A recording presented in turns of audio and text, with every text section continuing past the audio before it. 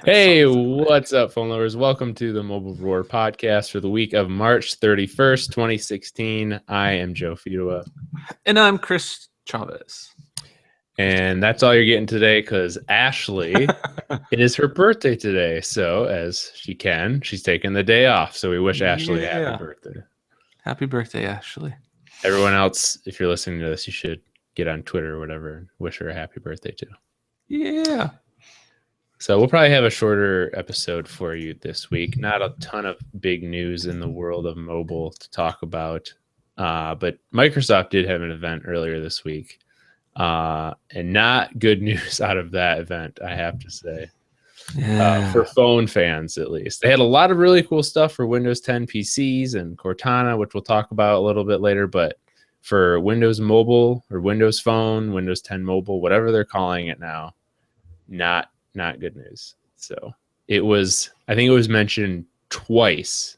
They mentioned phones twice in like a 2-hour event. Yeah, I saw some statement or something on Twitter or whatever. They responded to somebody and just said like, "Oh, Windows Phone isn't a focus for this quarter or whatever they were saying." And it's like that's the big thing. Like, not this quarter, not this month or not this event. This year, an entire year, they really don't care about phones. So that's like, I was in the Windows Phone subreddit the other day, and it's just like doom and gloom in there. It's bad.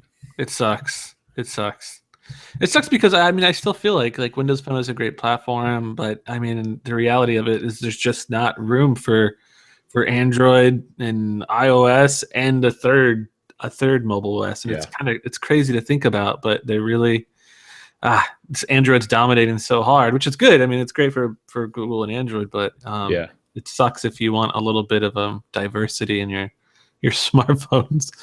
Yeah, and it really seems like they're kind of like starting to come to terms with that maybe this phone thing's not going to work. So they're doing all this stuff on other platforms, which is really great. But people who have the Windows phones, that's not what they want to hear. They don't want to watch a Microsoft event and then hear them talk about Cortana for Android for a half hour. Yeah, it's pretty sad. It's dismal for Windows Phone fans. But I mean, on the other hand, I feel like that's kind of the reason why we've started to see such a big push from Microsoft in like their Android applications and iOS apps and all that. And I mean, there was a rumor, what was it, yesterday about how AT&T might launch a Cyanogen OS phone made by ZTE.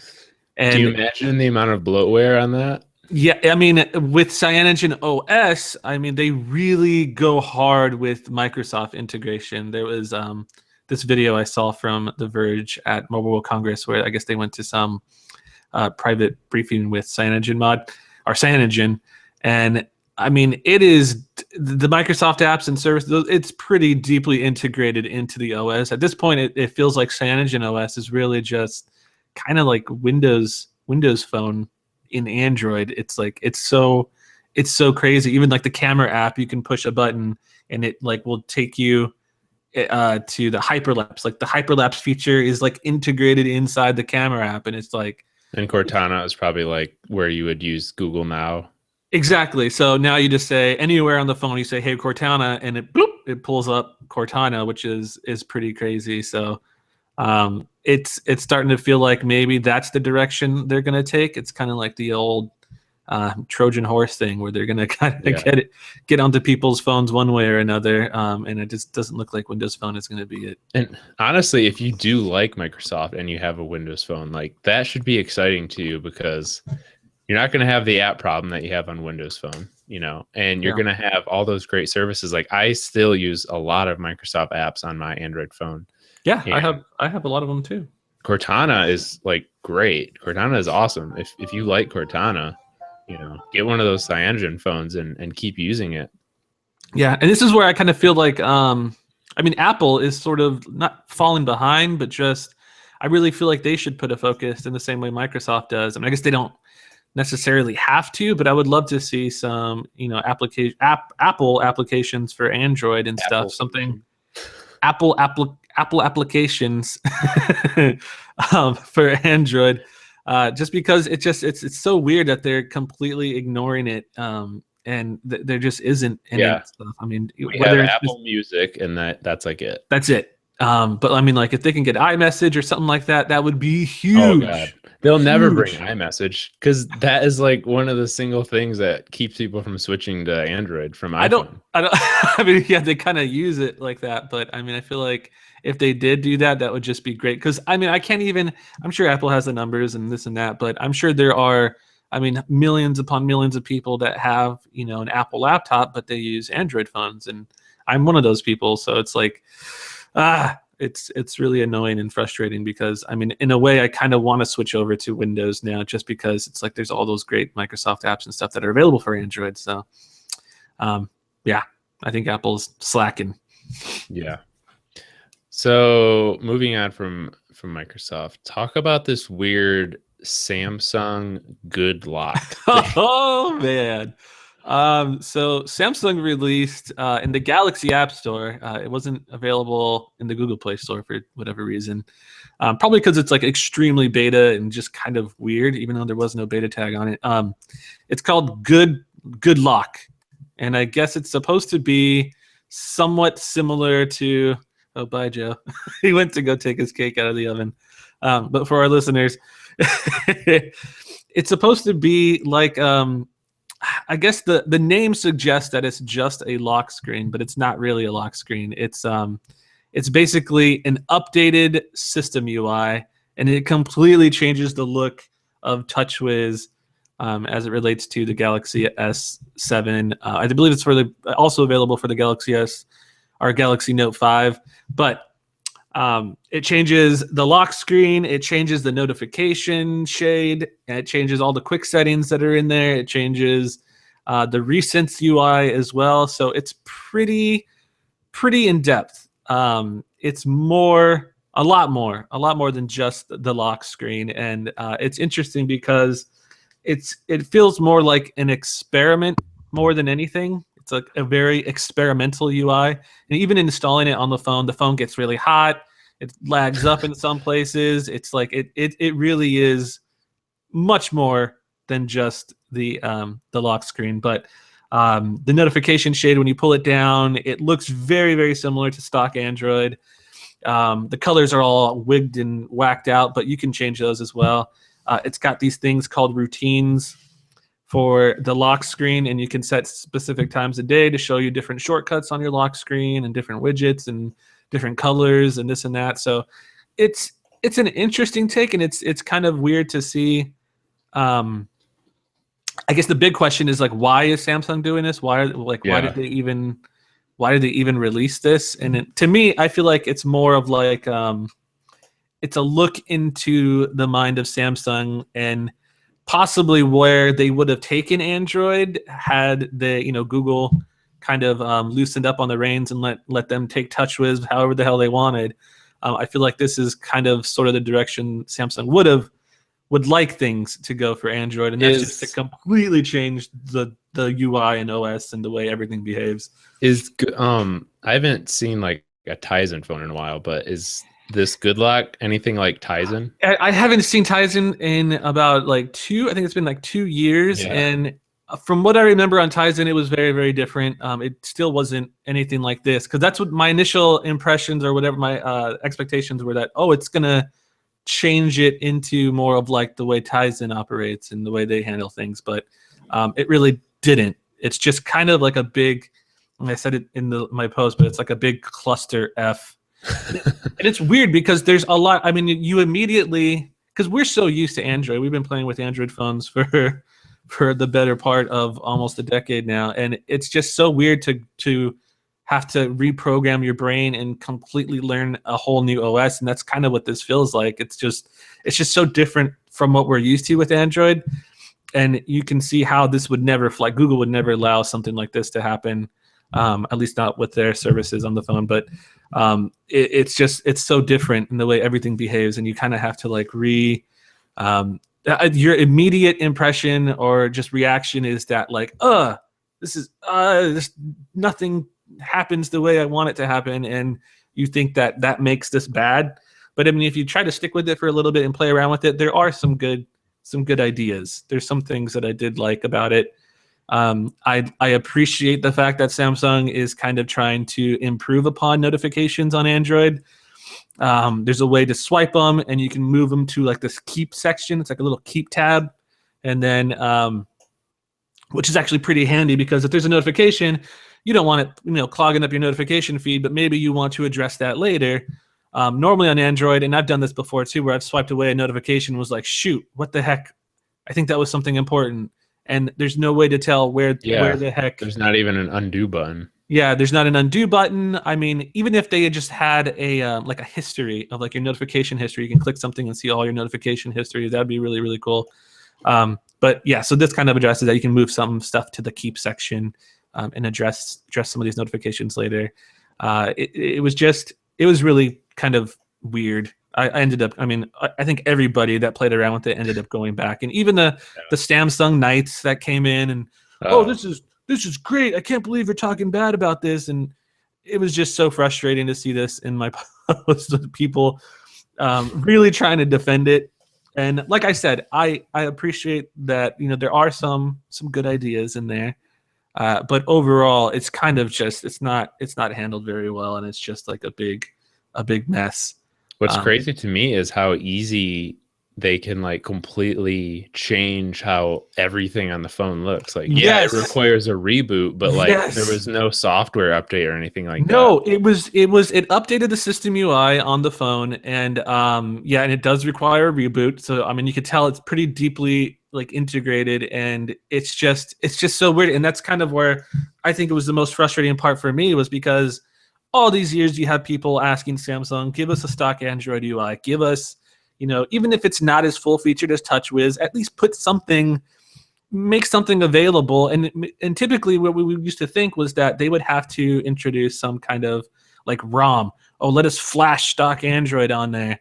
And you would think that was the only way to do it. You would have to root your phone or do whatever and flash some sort of stock. But it's as simple as them just launching a Good Lock and a stock Android version of Good Lock, and updating the system UI and having it just reboot, and you would have almost a very, very stock Android interface, at least the UI anyway. And it's annoying, because I mean, you can see that with Good Lock, there's already the quick settings and everything was almost identical to stock Android. Even the way the notification shade behaves when you're using Nova Launcher, there's this marshmallow bug. Yeah. Where you use a shortcut to swipe down, and it comes down very slowly. And Nova Launcher said this for years or however long, that, this is just something with Android, it just does it. But it doesn't do it on TouchWiz before you update the system and do all that stuff. It doesn't do it on TouchWiz. It does it on Good Lock. So that kind of shows you that they're doing some stuff there, and it really almost is like a stock Android interface. They just messed it all up, and it's stupid. Well, maybe some like very smart developer will figure out what type of weird extension or file this Good Lock is, and like find some hacky way to make their own.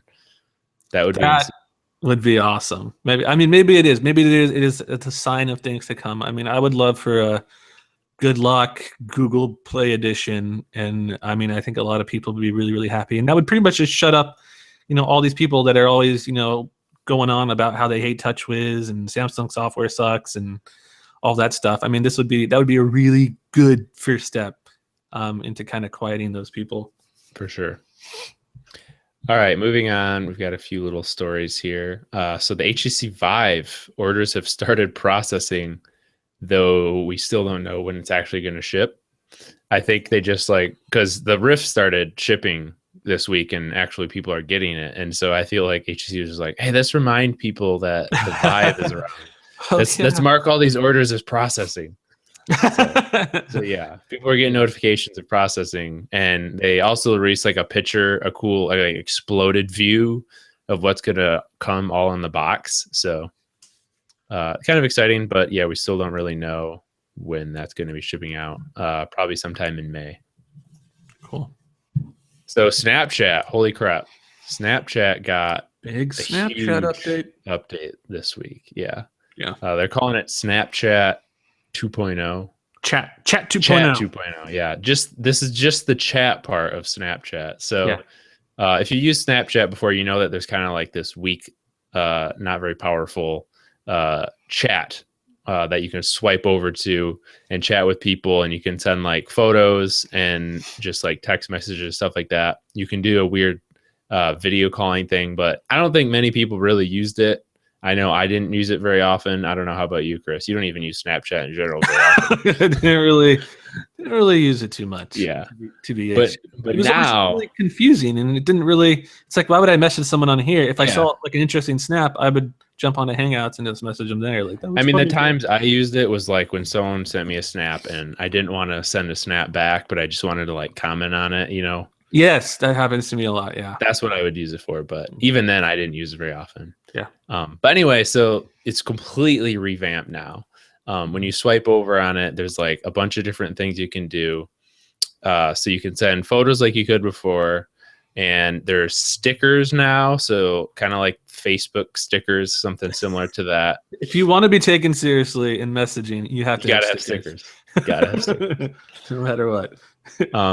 Then you can also do audio calls and video calls, and it's different than it was before, because before it worked really weird. If you wanted to do a video call with someone, you both had to be on the messaging page. Like it would show an icon when the person that you were messaging was on the page at the same time as you. Okay. And then you could tap the button and you could do a video call. Now you can actually like straight up call someone whenever you want. Yeah. Just tap the video call or the audio call and it'll send them a notification. So that's like a lot better. It was kind of a cool, unique way that they were doing it before, but it was like, I don't know, it was just kind of strange. It was. The other cool thing is you can send like animated GIFs of yourself. If you hold down the video calling button, it'll like do a recording of the front facing camera, so you can like make a face or whatever, and then it will send it to that person as like a looping GIF, which is kind of neat. I don't get how. Okay, so I mean, can you do that when they're also in the chat, or is it only when they're not? Because when I tried doing it, I was trying to send somebody a video message, and I did it by holding down the record button, and I was like, oh, it's going to send them a video message where they can hear me, and I was just like a little GIF with no audio. So I guess that's when they're not available. You can just no, I think you tap it to hear the audio. Oh, okay. The person has to tap it to hear the. Yeah, I just tested it. Yeah, it'll show like a little volume icon with a line through it, and then when you tap it, you can play the audio. All right.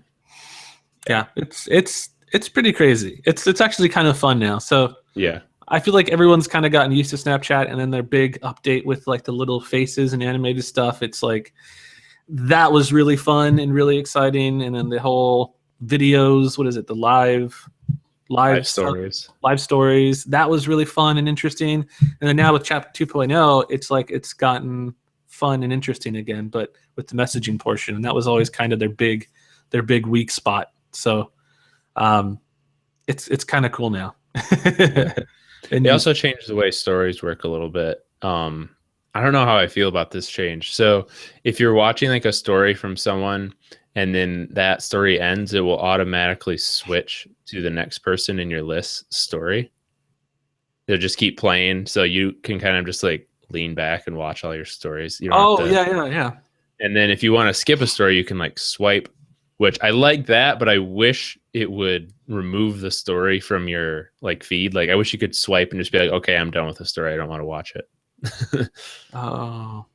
Stories still kind of confuse me a bit. Stories are confusing to you. You're an old man, Chris. I know. I'm trying to get hip. I want to get into Snapchat now, but it's so difficult. It's so difficult. And to my surprise, all these features that they said are new actually are working on Android. So that was, to me, the most mind-blowing, because when I was reading the press release and stuff, I expected to at least see these are available right now on iOS and expect it in the coming weeks on Android or something, but they were available right off the bat, all of them on Android. And I couldn't believe how quickly. And working, because that's important, because they have said in the past, like, oh yeah, it's available today on Android too. And then I go and try it and like, it just doesn't work. So yeah. Awesome. So I guess they've gotten their stuff together. You know what's not awesome though is this Amazon Prime deal from Sprint. Did you Wait, see this? no, I didn't. What is All it? right. So Sprint will let you buy Amazon Prime on a month-to-month basis, which is cool because when you buy it from Amazon, you can only buy it a year at a Oh, time. yeah. And so you buy it on a month-to-month basis from Sprint, and they just put it on your your phone bill. But here's the thing: Oh it's gosh. $11 per month, which equals $132 if you would buy it for 12 months. How much is Prime for a year from Amazon? Yeah. $99.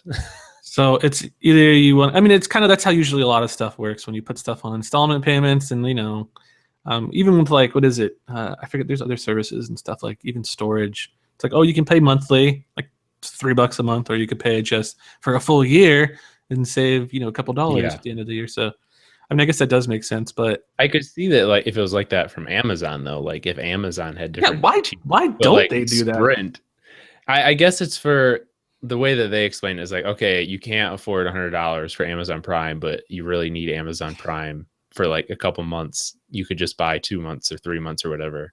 Because I mean, really, no one should buy 1 month Do because you they? can get 30 days for free so easy. So Yeah, I'm wondering if it is like you can only use it for a couple of months and then they cut you off, or if no, I it's think you could pay for it indefinitely. yeah. That's what I was kind of thinking was like, okay, you commit to a year, but we'll let you do it on payments if you want, like that kind of a route, which would kind of make more sense because I'm wondering. Hmm, yeah. No, I Okay. don't think it was anything committing to a year because it was a big deal in their like press release that you can buy just a few months of it. Oh, Like that is the big thing. Like, hey, you could if you just want 6 months of Prime, you can just buy 6 months of Prime. You don't yeah. have to buy a whole year anymore. I mean, even then, I don't know why Amazon doesn't allow that because that'd be a really great way for people to kind of try it out for a month or Yeah. two and see if it fits Someone them. actually commented on Fandroid saying that Amazon has like a secret way that you can pay $9.99 a month for Prime Hmm. instead of a year, and I never seen that before. The Might have to secret, look into it a the little bit secret more. way. Yeah. All right, and then the last little bit of news. So I mentioned Cortana. They talked a lot about Cortana at Microsoft's event, and there's actually some really interesting stuff coming to the Android app. So you're going to be able to sync notifications across devices soon. So like if you have Cortana on your phone and you have another phone, you have a tablet, whatever, Oh, it's going to operate sort of like push bullet notification mirroring, which is interesting. And I'm guessing that it'll also work on your Windows PC. So you have Cortana on your PC, and then you can get your notifications there. You don't have to like rely on an app like Push Bullet anymore. And that's they're awesome. also, yeah, it is really cool. And they're also going to let you reply to SMS messages from your Windows PC, which is really cool. So Cortana is like everything now. Yeah, Cortana is life. Cortana is life. Cortana is really cool. I've downloaded it. I haven't really gotten into it that much. I think Google Now is still a little bit better in terms of what it can do. But Cortana is definitely getting closer. It's funny to me that Cortana is getting these things because people have wanted Google to do these things forever. Yeah, seriously. And you get to do it from your Windows 10 PC, which Yeah. is so awesome. Um, that's Come to the cool. Windows side, Chris. I'm so I don't know. I'm so thinking about it. My brother was just telling me the other day he's got this old laptop, and I think it was running Windows 7 or I don't know, something really old. And he was so excited because he's like, "Hey, I got this update on my computer. It says I can download Windows 10." And I'm like, "Yeah, dude, you can do it." And he's like, "I thought it was like a virus or something." And then he updated it, and that's all he can talk about now. It's like, Why "Man, do it's so cool." why do non-tech people always think updates are viruses? Because it's like, oh, you want a free iPad? Oh, it's so Yeah. it's unheard of to them, especially Windows people, because you usually had to pay, hundreds of dollars to upgrade the OS. So it's like it says it's free. You can upgrade to Windows 10, and it's just he's so jazzed about it. It's like it's so cool. I love my computer. He's just like all excited about it again. It's Speaking awesome. of non-techie people, so my mom just got a Galaxy S7. Oh, and she was coming from the original Moto X. Oh, holy crap! That was my dad. My dad has. Yeah. So pretty big change, and she was like just mesmerized by all the different features that it could do. It was pretty fun. I was telling her about smart lock, like how you can have it, unlock your phone when you're at your house or whatever. And she was just like, "Whoa, it's amazing!" All the fancy new stuff. I know it's kind of hard. I mean, sometimes people are coming from older phones and they upgrade to these brand new ones. It's like I wish I had like a list of all these new features that I guess we do on Fandroid, but this is hard to remember them off the bat. Like, oh, what's the cool stuff I can do? It's like, well, you can do this, that. Did you get the Edge or regular S7? Just a regular one. Okay.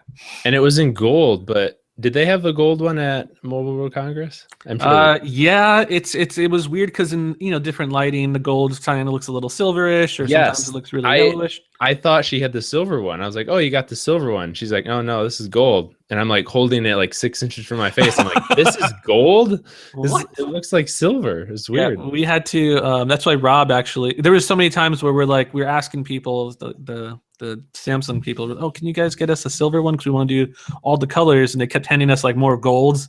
We're putting them on top of each other. We're taking pictures, and then we look at the photos. We're like, "Wait, those are both gold. Like, what the heck? Like, we need silver." And yeah, it was. They're very, very close. It's like a very pale, almost like a champagne. It's not like an actual flashy gold. All right, let's do some wins and fails of the week. My win is like the coolest destruction video I've ever seen. So, that was Slick Wraps. That is fine. Yes, Slick Wraps. They got a 400-ton hydraulic press, and they put a Galaxy S7 in it. And oh my god, I cannot say that I was expecting. I mean, I knew like it would probably like smoke, maybe like a little. It's like a little thing of smoke. Yeah, it I did not. Really explodes, like fire and shocks and like everything shooting out of it. And then there's like they show the shot of it in the back, and there's this black liquid just like gushing out, dripping down the sides. It is horrific, bleeding. So I've never seen a like. There are so many ways people destroy phones, like. Yeah. Will it blend and all that? I mean, the big thing right now on the internet, if you've been on Reddit, it's like the hydraulic press guy or whatever, but he just puts everything in his hydraulic press. I think he's like from Russia or something, and he's been crushing everything under the sun. So Slick Wrap saw that, and they're like, "Hey, why don't we get in a hydraulic press and smash something?" Well, it's not exactly a new idea. I don't know if you saw my post about it, but like David Letterman on late night did a similar thing. Where they would, and this was like early when he was on the show, they just had like this hydraulic press and they would just put like just random stuff under it. I mean, it goes back even before that. What was that one comedian with the big sledgehammer and he would just smash stuff? Oh, yeah. I don't remember what his name is. I can't remember. So, if you haven't seen that video, definitely go watch it. It is. I know people, you probably see like smartphone destruction videos, just like, whatever, just another one. But this one is pretty shocking. Gallagher, that's his name. Gallagher, there you go. Oh man, it's just something so satisfying about watching it's smashing things. I mean, it really is. I mean, I was hooked on those Will It Blend videos for a while. Yeah. So I can understand like people enjoy watching stuff get destroyed.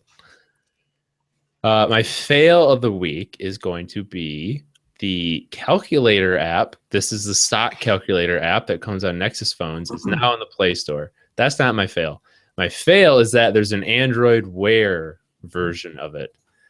Why is that a fail? Well, because Google, in the past, they have actually said, and this is like in their official guidelines.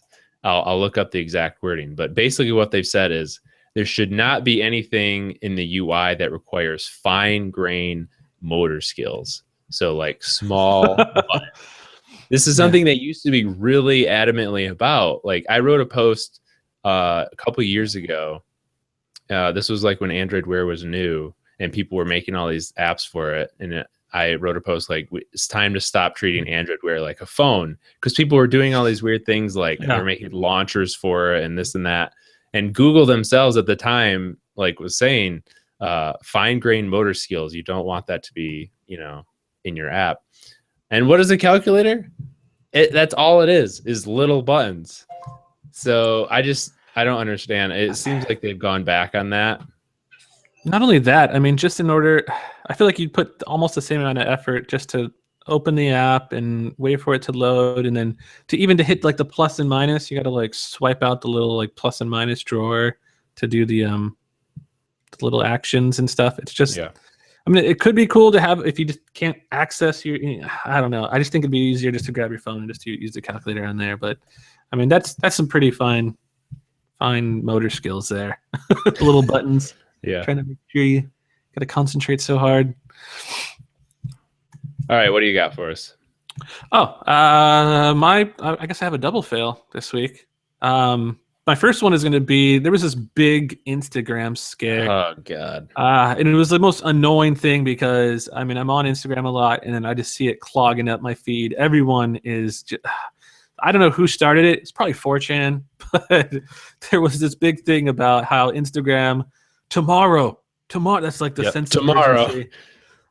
Not next week, not next month or whatever, but tomorrow Instagram's going to change the way your news feed looks. They're going to. This was like what? This was Monday, right? Like the change was going to take place on Tuesday. It was supposed to take place on Tuesday, so everyone over the weekend. It hit on Mondays when everyone was posting it, but and this is because like most great lies and whatever in the world, it was based on some form of truth. So I guess I don't know why it took the social media so long to realize it, but Instagram said, yes, we're going to change the way your feed looks on Instagram. We're going to make it so it's non-chronological order with some of the this was my fail like a couple weeks ago. Best stories in the beginning. It's sort of like the way Facebook handles it, and then you scroll down and you'll be able to see everything in normal chronological order. This is so that you don't miss important posts from celebrities and the people that you follow and interact with. So pretty cool idea. It's gonna, I don't know. Some people don't like it though. When you tell people you're gonna change something, they hate it.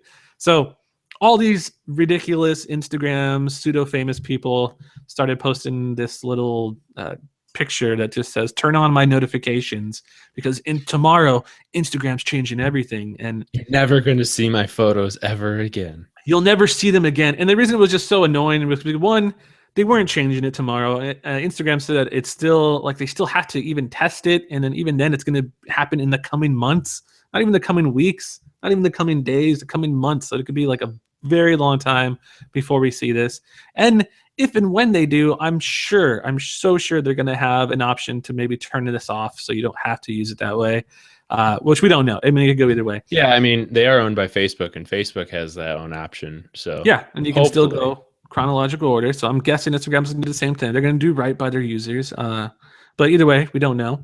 And and the fact that they were saying it was happening tomorrow, and the solution was to turn on notifications from these people who, with the new changes, you're going to see all of their photos that they're posting and their detox teas and their sponsored posts and all this stuff. Medicines and You're going to see all that stuff with the new changes. So like really, it was just a way for people who are already popular to get even more views. To get even more popular and spam you and make sure that you see every single post of theirs, and they loved it. Maybe there was a big conspiracy. They had this like round table discussion where they're like, oh yeah, we should freak people out. Here's my question. Why don't I even have the option to turn on notifications? Wait, what? When I tap the three-dot menu, I only see report and copy share URL. Yeah, that was probably the most annoying because the arrow wasn't going to the right direction. You can only turn on post notifications if you click on someone's profile, then you click the three-dot menu. But since this is in your feed, everyone had the little it is. Click my this post, and if you click the post, you can't turn on notifications from a post. You have to click someone's profile. So that was confusing me so much, man. It was like spreading all this fear mongering and doing all this stuff. So it was just so annoying. And I don't think they even knew what it was, and they just started resharing it because they got all freaked out. And it's just I saw so many people who were like, "Well, I guess I'm supposed to do this." Like, no, don't be such a sheep. It was so like, and the wording and all these posts was like, as you may have heard, or as you have heard. I was like, we've heard because all these other idiots are like posting about it and lying. It is so annoying. And I mean, post notifications can be cool. I do it for like my little cousin and like some of my family members. So I make sure I see all their stuff. Yeah. And especially if you follow like thousands of people, then it can be pretty handy. But turning it on for every social media star is probably not the way to go. You don't want to do that. So that's a really funny one I just saw in my trending. Oh gosh. This is a person they're pointing to, oh, you can't see it. Not only are they pointing to the wrong, that it's not the profile page, they're actually pointing to the wrong side of the screen. They're not even pointing to the right side. All right. Dummies. What's your other fail? My other fail is going to be Verizon. They have this. If they always have to think of a way to get money out of you and kind of screw over their customers. And I don't know how. I don't know if the customers are just masochists or what. They like the pain, but You're a Verizon's customer. I'm not anymore. I'm on T-Mobile. Oh, okay. I totally ditched them. And I haven't been happier. They're going to start charging people a $20 upgrade fee, which doesn't sound bad. I mean, they've been doing that for years, but get this. This is even for people that you just have your own phone, a totally paid off phone, and you want to activate on Verizon. They're going to count that as an upgrade, and they're going to charge you a fee for that. So I don't know what they're doing. I mean, I guess on some of the other, I think on Sprint, maybe they had like a phone activation fee or something. I guess they didn't call it an upgrade, but it's just super frustrating and annoying. And I'm sure John Ledger is going to have a field day with this.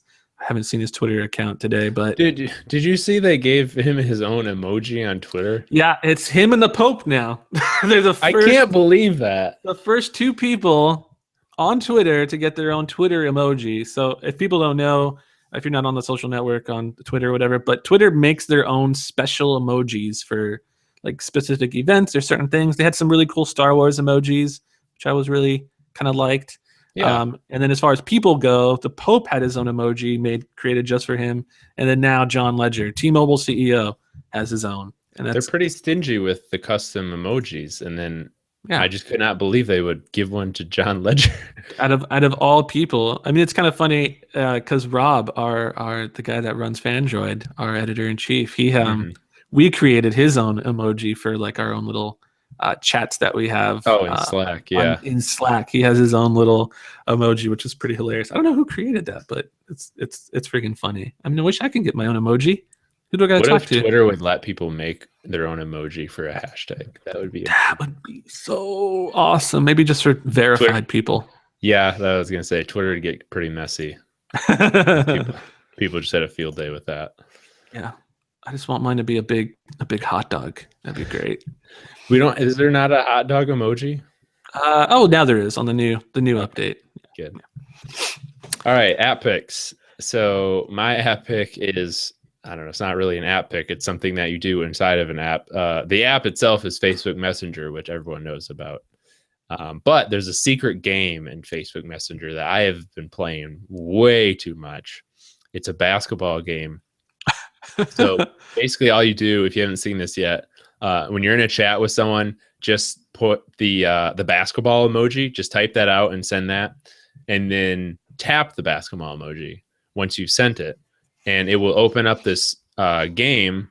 Let's see if I can show you a quick picture of what it looks like. It's just a hoop and a ball, and wow, my brightness is really bright.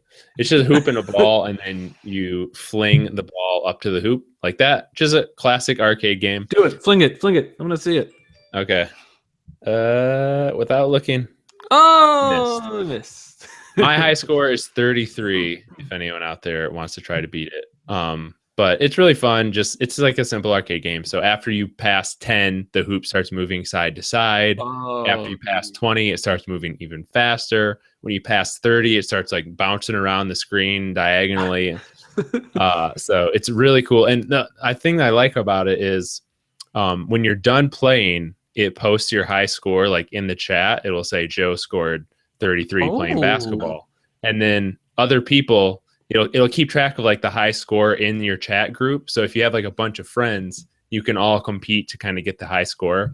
That's awesome. It'll like show in the corner of the game, high score 33, and a picture of whoever has the high score right now. So it's a really fun game to play with your friends. If you haven't discovered it yet, go ahead. It's pretty fun. How do you get it again? Just type the basketball emoji into a chat, and then after you send it, tap the ball, and it should just open. That's all. Wait and see if Chris can get it. Did you get it? It's not. I can't. I'm hitting it, but it's not letting me do anything with it. Really? Yeah, I'm tapping the little ball. Here, let me see if I can show you. Okay, you sent the ball. Oh, that's so weird. One of my friends wasn't able to do it either. Maybe I need like a newer version or something. I don't know. Let alone, it's really hard to tap it because the ball's on the side of this little edge screen. Hey, I have the same phone, man. I've been able to do it. Freaking edge phone, my sausage fingers. Yeah. That's cool. Oh. What? Okay. It sounded like someone just like activated it or something. Maybe that was me. Oh, maybe like once you tap it, it's got to like download something and then it'll do it, or I don't know. No, it should open pretty much instantly. Okay. Well. You'll get it to work later. So that's that.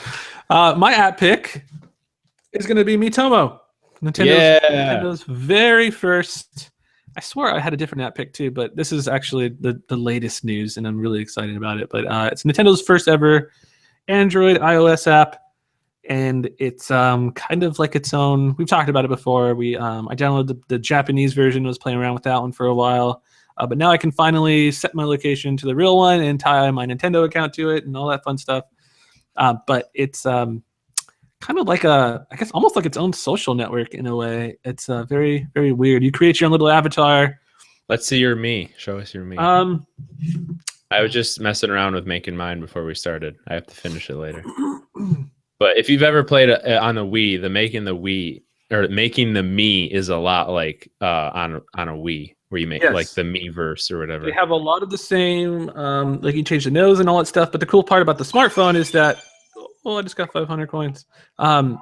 Is that you can use your front-facing camera to take a picture of your face, and then it'll auto-create one that's similar to what you look like. Did it actually work pretty well for you? I didn't try it.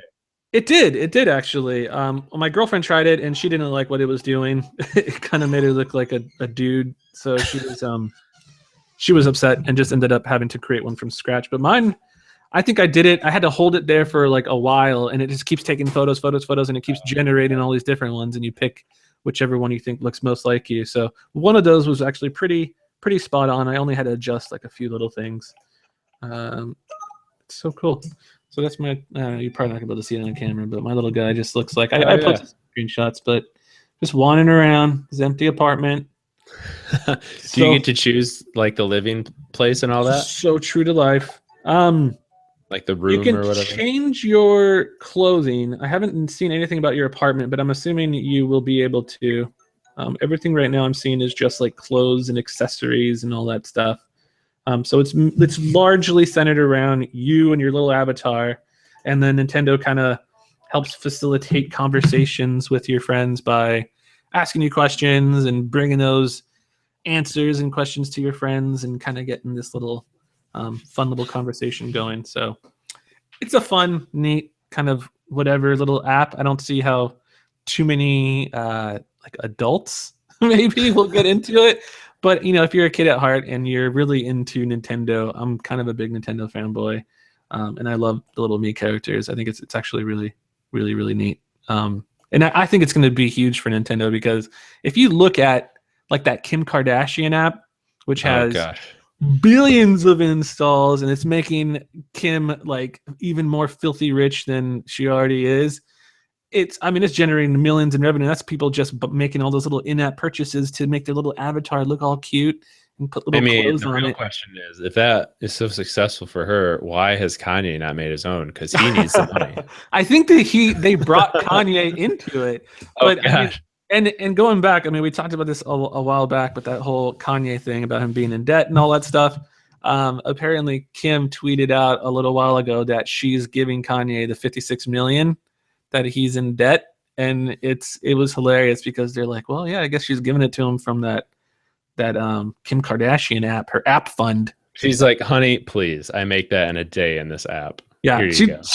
she said something about that, like, oh, my app made like 127 million last month or something, and like I'm gonna give 56 to Kanye or whatever. Like, Oh, love gosh, you, boo. It's like, damn, here I am. go Just away, people. I can't even afford like a $600 smartphone. Jeez. All right, so that's our app picks. We have 4 or 5 emails to get to here, so we'll go through that. First email is from Glenn Castillo. He says, "We've seen the Project Ara prototype frame in regular phone size frame, but what do you think the chances that there will be some tablet size options?" Oh, you're getting way ahead of yourself. Yeah. We don't even know if Project Ara is like exists anymore. They're silent. Yeah, they completely dropped off the grid on I think it was like last year. Their last tweet was from like October or November or something. And then after that it's been complete radio silence. And then recently, a couple of weeks ago, the Project Ara website, which allowed you, if you're a developer, you could go on the website and register to get like a spiral board. So the little phones, just the frames, they're called spiral boards. And you can, register to try to get one of those and, make some cool stuff for it. That has been completely stripped off the site. The site now just says Project Ara. There's no way to sign up for anything. There's no way to view videos to get more information. None of that. It's just a black website that says Project Ara in white letters. So that's either a good thing or a bad thing. It could be good because, yes, it's showing some kind of signs of life. They've updated it at least, and we could learn more at Google I/O. Or it could show that they've completely scrapped everything. Maybe they're starting from scratch. Who knows? But I mean, the concept itself was pretty like far out there, so I'm not that surprised that we don't have like a model ready for sale or anything yet. I'm thinking it's gonna probably go the same way as Google Glass, where maybe they'll have some working prototypes. It's not gonna work completely the way we as consumers expect it to work. And then eventually they might just kind of scrap it or put it off for like another year, another 2 years until technology can kind of catch up. So they're just working on Spiral 1 boards, which is like a regular smartphone size, and then the Spiral 2 boards, which are the little thin smartphone sizes. Tablets, it could definitely go that way, and I think it probably will, but that's not for, I wouldn't say years down the road. We got to focus on the smartphone part first, but that would be huge. I mean, that would be huge for tablets, I think. It would be absolutely amazing. All right. So I always pronounce these names wrong, so I'm going to give you the chance to pronounce this one. I just put the name in our little document from the emailer. Pronounce that name for me. Akpakwaksili. What about the first name? Obina. Obina Akpakas. I can't even. That's going to be hard. All right. You know who you are. Yeah. So the email, great job, Ashley, Joe, and Chris. I have really gotten a great ton of info from you guys and from watching your podcast. Awesome. Thank you. I was thinking about trading my Galaxy Tab S2 to get the Pixel C tablet. I wanted to know if that is a good idea. What are the pros and cons of both? Galaxy Tab S2, that's one of their newer tablets, right? Yeah, it is. I think you'd probably be happy with either one of those. I know a lot of people really like the Pixel C tablet. Yeah, it's honestly like the best Android tablet. People that have bought it have said it's awesome. It's actually 25% off if you go to. There was some. I think we posted it a while back. Google was doing this thing when they announced. What did they announce? Oh, when the Android N came out, they were saying you can get a Pixel C tablet for like 25% off or whatever. Oh, right, yeah. And that deal's still going on. You can get, that's another device you can get in the Android N beta, right? Exactly. Yeah. So they wanted developers to kind of do this stuff. And one of the big features in Android N was the whole dual screen, dual app thing, which is pretty neat.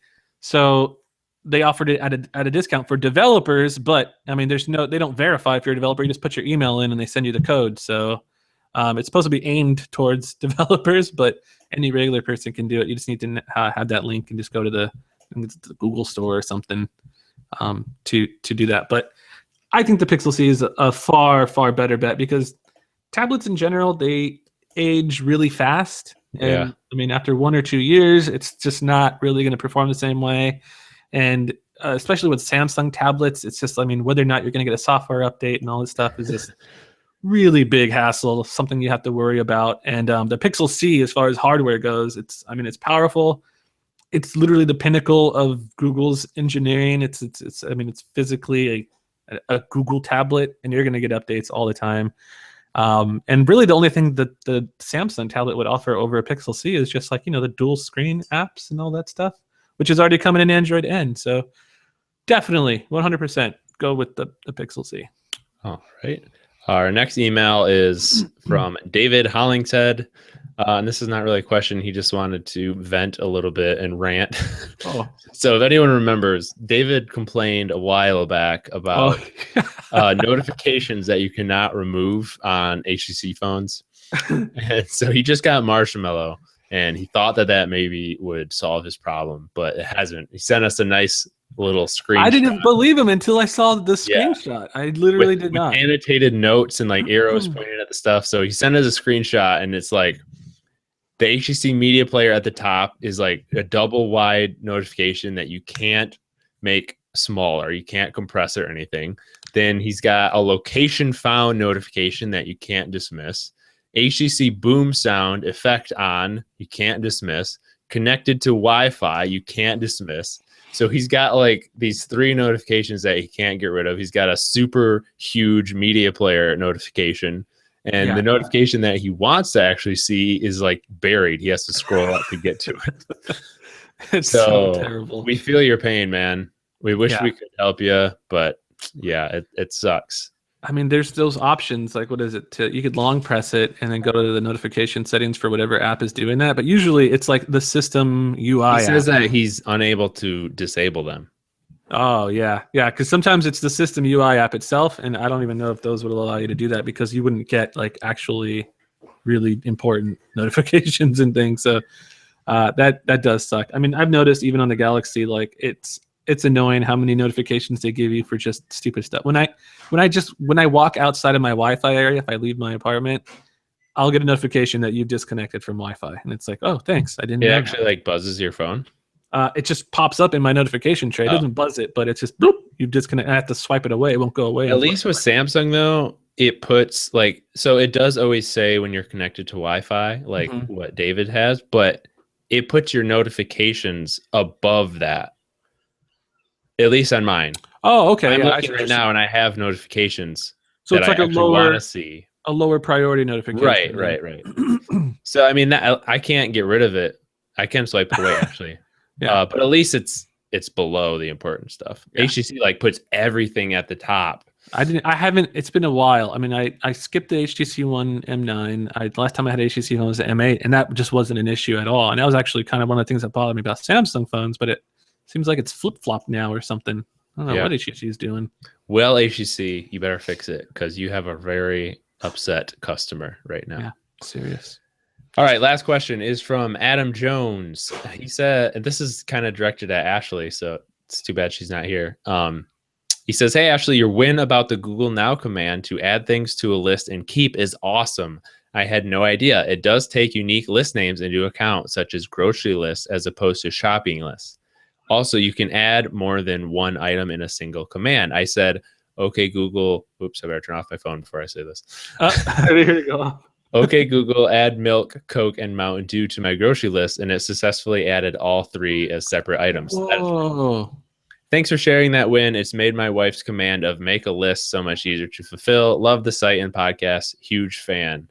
Thank you. I guess that wasn't a question, more of a comment. But yeah, thanks, Adam. That was an awesome win from Ashley. Yeah. And now it's even better. That's awesome. So if you want to send us emails like those fine people did, you can do so with podcast@fandroid.com. You can also send us tweets. We don't have any of those this week, but our Twitter handle is @MobileRoarcast. So we always welcome anything that you guys send us. Yeah. And I think that's going to wrap things up for this week. You can subscribe to the audio version of the podcast on TuneIn Radio, Stitcher Radio, iTunes, and your favorite podcast app. And you can follow us. Chris is at GamerCore. Ashley is at Overlord Roar. Go wish her a happy birthday. And I am at Tall Schmo. and we will see you guys next week. Later.